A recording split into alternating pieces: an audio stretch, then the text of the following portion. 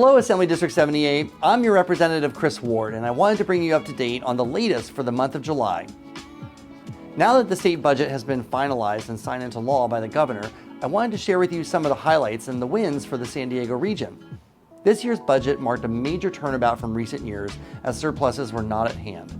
Thankfully, some of our previous year's budgets continued to add to our reserves to help California weather some of our projected deficits like this year. First, let's start with the positives. The budget that I voted for fully funds this year's needs for public education while keeping commitments to the University of California and the CSU. And it includes funds to help communities who have been damaged by this year's atmospheric river storm systems. Homelessness is, of course, one of our greatest challenges, and the budget held sustained support for programs, but importantly, ongoing funding will have stronger expectations for accountability and results. There's also $100 million which will be allocated to the Housing and Community Development Department's flagship multifamily housing program for developing additional affordable housing, as well as diversion and affordable housing preservation.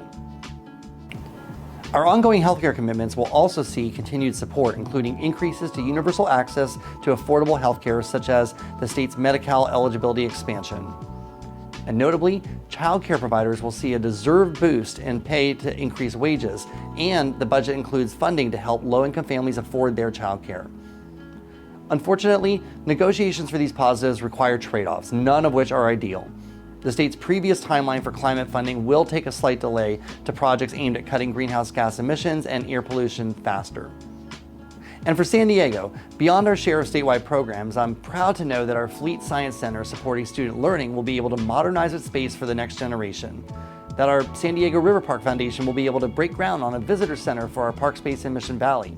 I secured support for the Padre Dam Municipal Water District for the East County Water Purification Project and was proud to see continued support for the San Diego Regional Gun Violence Response Task Force, the City of San Diego Fire Protection Funding, and biodiversity support led by the San Diego Zoo Wildlife Alliance.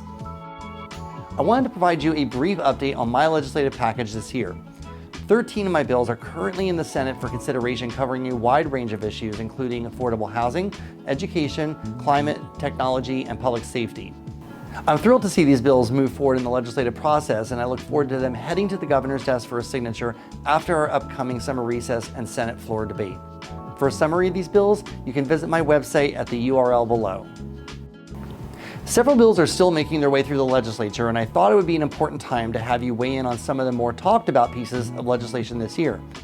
To get a pulse of where Assembly District 78 stands, I've created a district survey. How would you vote? Follow the link below and you'll be taken to my website where you can find more information on each bill, including some of the analyses and bill text, as well as a multiple choice options on how you would vote.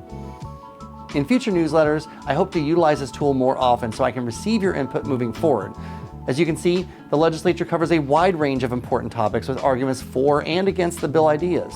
I look forward to reading through your responses, and as always, if you have any questions about any legislation, feel free to reach out to me through my district office. The USDA has extended the deadline to families to access their PEBT benefits, which help families and children on the verge of hunger during the pandemic. In San Diego County alone, it's estimated that there's more than $12 million in unactivated debit cards, mostly due to families not even knowing about the program or receiving their PEBT cards. So this potentially affects up to 32,500 children and their families without food assistance due to them. And at my request, the USDA has extended the deadline to claim these benefits to August 1st. So for more information, contact the California Department of Social Services at the number below before the August 1st deadline. As always, I want to thank you for your support. I'm grateful to be your representative, and I work on these issues and so much more. One of the best ways to stay informed is to follow my social media accounts on Facebook, Twitter, Instagram, and now Threads, where you can know in real time what developments are happening or what I'm working on every day. And if you ever need assistance with the State Department, please know that my district office staff is available and ready to serve or answer any questions that you may have. Feel free to reach out to this contact information at the end of the segment, and a staff member will connect with you as soon as possible. I wish you, your family, and our neighbors all the best.